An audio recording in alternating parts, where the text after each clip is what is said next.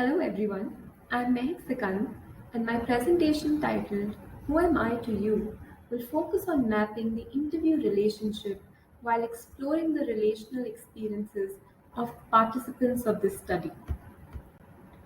A few seconds ago, I introduced myself using my name. That's a great start, but let me tell you a little more about myself. I'm pursuing my doctoral studies in clinical psychology at a tertiary mental health facility in India. I'm also a trained and licensed clinical psychologist. Now I know that all these details are associated with my professional identity, but I feel it is important to position myself in this way to be able to position the work that I will be presenting here. My doctoral work focuses on emerging adults in the community, and a section of the work focuses on exploring their attachment experiences in various close relationships in their lives. In an attempt to understand their relational experiences, I chose the relationship anecdote paradigm interview. To quickly give all of you some details about this method, the interviewer asks the participants to narrate incidents or interactions that have been personally important or problematic in their relationship with different people. I chose to focus on relationship with mother, father, siblings, best friend and romantic partner. This interview also describes a structure for narrating the incidents where the participants need to start with sharing when the incident happened, what the other person said or did, what you said or did, and what happened in the end. I use this method to elicit attachment experiences in different relationships across their lifespan. From this entire process, my focus today will be on the interview relationship. Using a critical lens, I present to you snippets of my reflexivity and a map of my identity to discuss aspects of researcher positioning and power in the interview relationship. How does one understand the term interview relationship? To simply put it, it is a relationship between the researcher and the participant. Why I say simply is because this definition does not emphasize the role of person of the researcher and person of the participant. Interpretive methodologies are grounded in a particular axiology. It assumes that qualitative methods are value conscious, not value free. Most importantly, the researcher is the research instrument. What this means is that the researcher comes with their own values to the research and has to be self reflexive of how those values create the conversation. Therefore, it is important to also understand the influence of the interviewer. Feminist and critical scholars have long called for reflexivity and reciprocity in qualitative methods, which often extend beyond rapport building.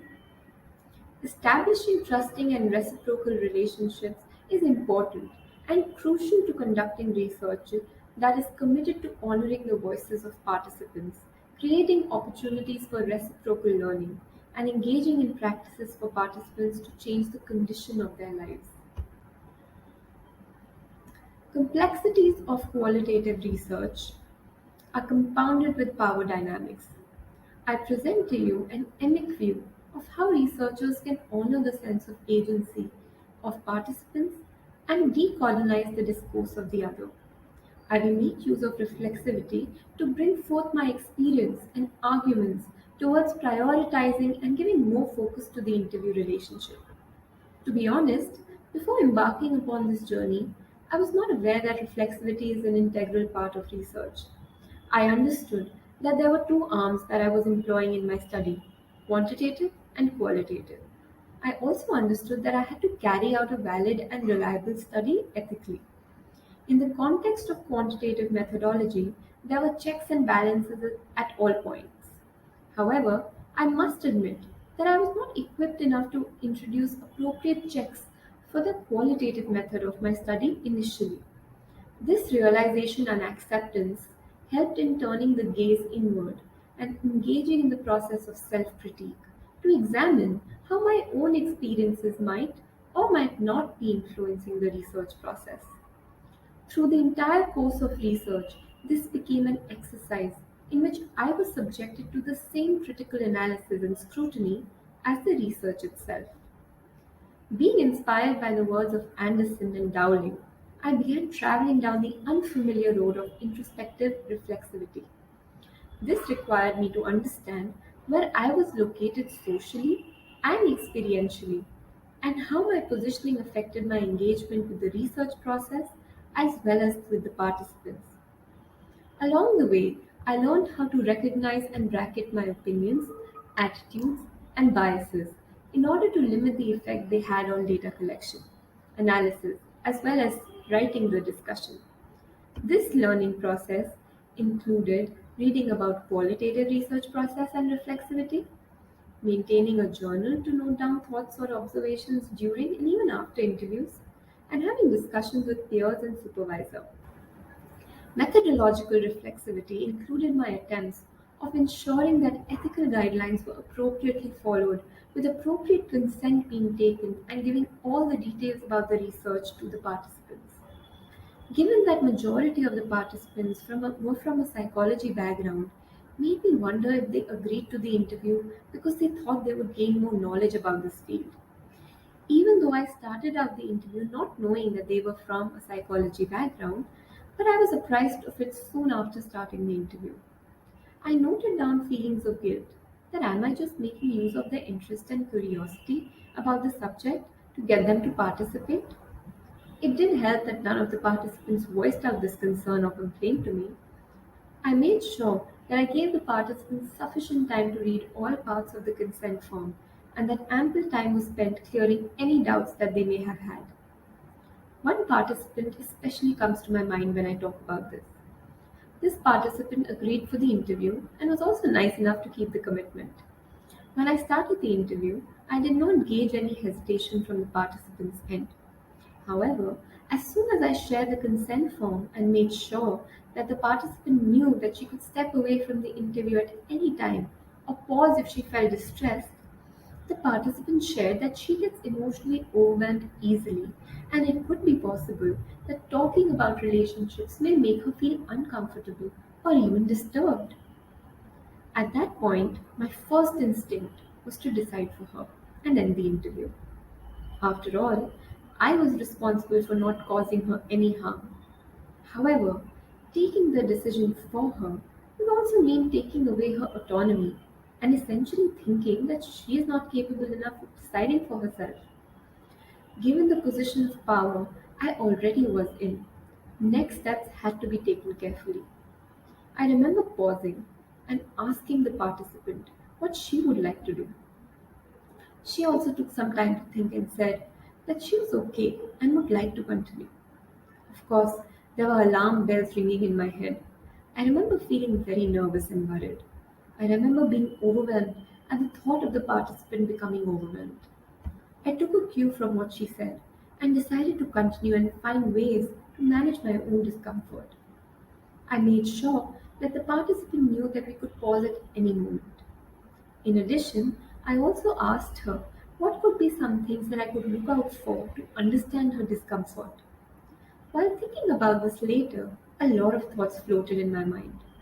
Given that I was also a mental health professional, was I playing a dual role in the research setting? Was the participant expecting me to take a decision, given that I was more educated in the field of psychology than her? Did I think that my knowledge of psychology gave me a special power to understand the person better than herself? These thoughts made me want to map and understand my social identity even more intricately. The concept of social identity came up in one of the courses I attended on qualitative research methods. This was well before I started qualitative data collection, and I could not be more grateful for this because it gave me the language to make sense of my thoughts. I realized that having the appropriate lingo is so empowering because it legitimizes the entire process of reflexivity even more. Knowing the language, being able to have checks in the process of research are important. But so is the question of who legitimizes the claim to knowledge. With respect to epistemological reflexivity, I assessed attachment experiences of emerging adults in different relational contexts. Within this framework, a social constructivist approach was adopted. In addition to influencing the method chosen to study the topic, social constructivist and interpretive approaches suggest that the position held by the people involved in the process of research influences the steps of data collection and analysis. The way individuals make sense of the social world and interact with each to make sense of the world together are of key interest in this paradigm. Given the fundamental premise of this paradigm, researcher reflexivity is of great importance as it focuses on encouraging the researcher to reflect on their own values, positions, assumptions, and ideas while co constructing meaning with the participants. Social identities can include one's gender, class, caste, nationality, sexual orientation, and ability, which further influences the way one approaches, interacts with, and interprets research. This section on reflexivity will focus on naming and understanding my social positions and their influence on the various stages of this research, from conceptualization to analyzing and writing the results. I'm attempting to construct, not produce, this experiential piece as I look back at my journal entries, thoughts, and observations. Reflexivity has been recommended from the point where research is developed, but it has been suggested that researchers reflect on the motivation and attitudes even before the research was imagined.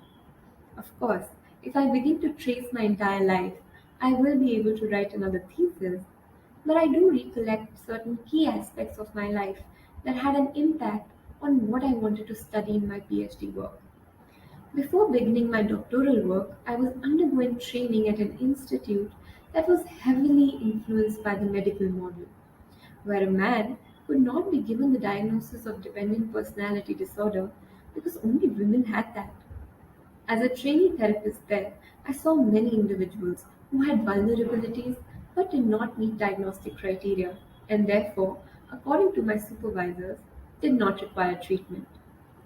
As I moved away from that institute and entered a world where the environment was more biopsychosocially inclined, I became a therapist who had the freedom to look at the patient as an entire person and not just the disorder.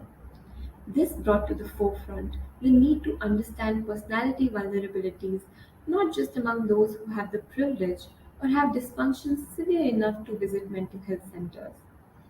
As a therapist, I have predominantly worked with young adults with borderline personality disorder and usually focus on contextualizing their symptoms using a developmental lens. Combining both these areas of interest, developmental framework of borderline personality difficulties, and need for community based research, I began designing my study with focus on emerging adults in the community. Using a dimensional lens for assessing these vulnerabilities was crucial for me, as I did not want to bring in the disorder perspective, having recognized that difficulties can come in all shapes, sizes, and forms. My beliefs from my therapeutic work strongly informed my inclination towards this, but I still found myself sometimes using the clinical language because that is something that came even more naturally to me. Discussions with my guide helped in creating a space to move away from the categorical model. The space also provided me with opportunities to reflect on my own assumptions, which drove me to read more about the dimensional models. As an emerging adult myself at the time of designing this research, I strongly believed that relationships were important, and not just the ones with family members. My experiences in life had informed me that interactions with parents were extremely important, but so were the interactions that one had after stepping out of the house, especially having stayed in a hostel during undergraduation. I felt that it was important to incorporate aspects of various relationships in the existing psychopathology frameworks. Taking this curiosity further, I also felt that attachment experiences could not be fully understood quantitatively. Delving into the narratives of participants using a qualitative lens found an important place in my study. However, while designing the research question, I had to be careful about the influence of my preconceived ideas about relational experiences. With the help of bracketing, journaling, and discussions with supervisor, I was able to keep a note of various thoughts and beliefs that were cropping up during this process. With respect to data collection, my thoughts are as follows. Researchers' social location, past experience, and own story can influence how they interact with participants, which can further affect the data that is obtained. I mapped my social identity during different stages of this research. The most prominent aspects of my identity that played a role during this phase seem to be that I'm a woman, a therapist, a researcher, and a young adult in her late 20s. Growing up as a female in this society, I have been taught to be careful about who I approach and interact with, especially when it comes to men.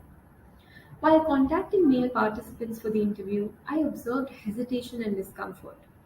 I was worried that there was no safety measure in place. I built the security checks like contacting participants only via email and not my personal phone number. Keeping in mind my discomfort, I paid extra attention to make sure that I was reaching out to males as well as females for the interview with a standard email format. In the end, only female participants agreed for the interview.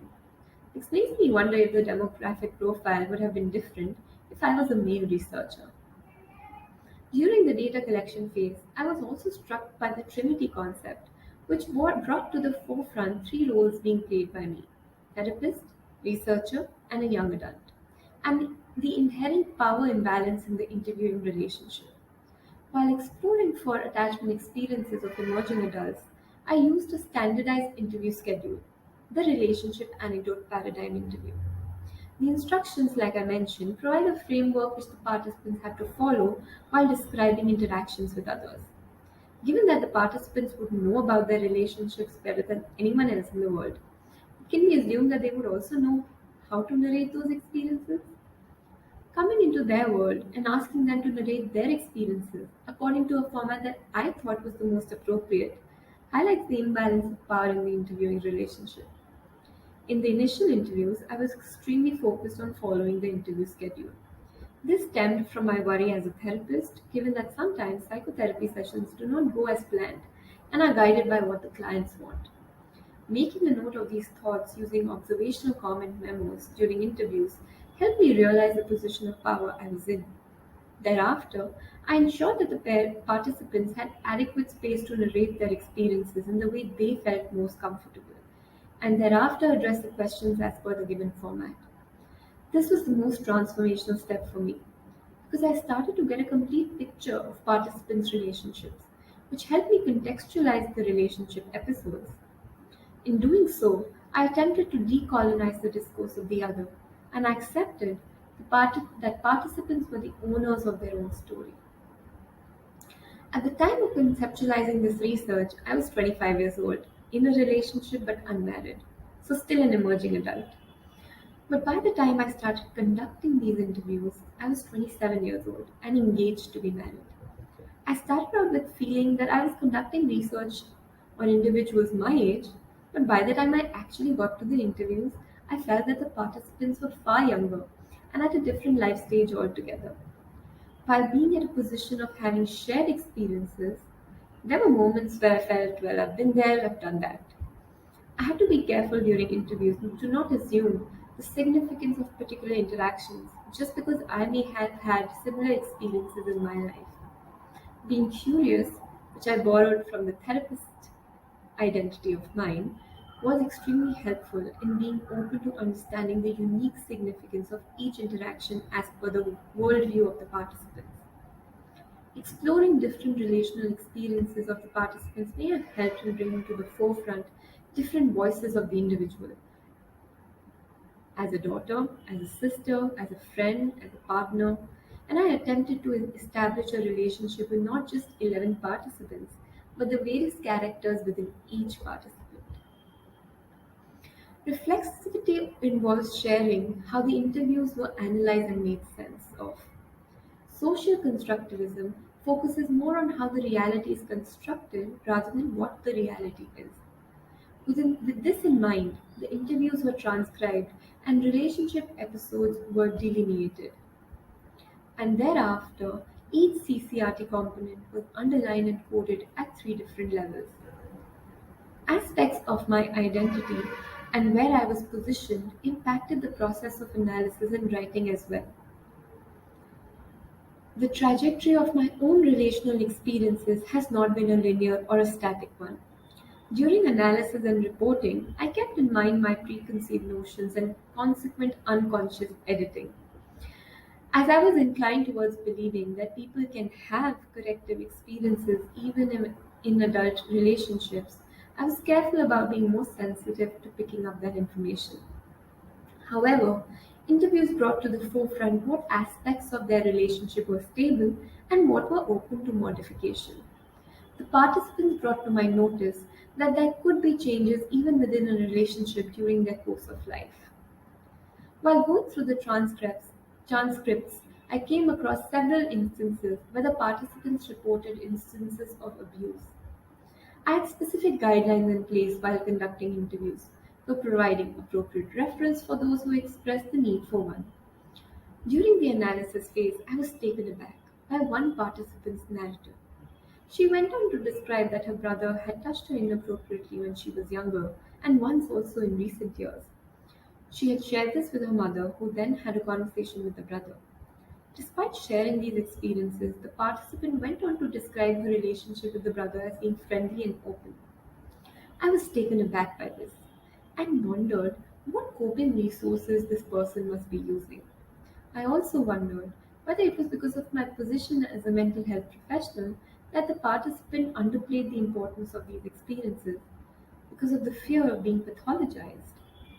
Maintaining a journal and making memos were important strategies that helped me in maintaining reflexivity during this process. In addition to these strategies, having an independent coder for 20% of the interviews helped in ensuring validity of the analysis and results.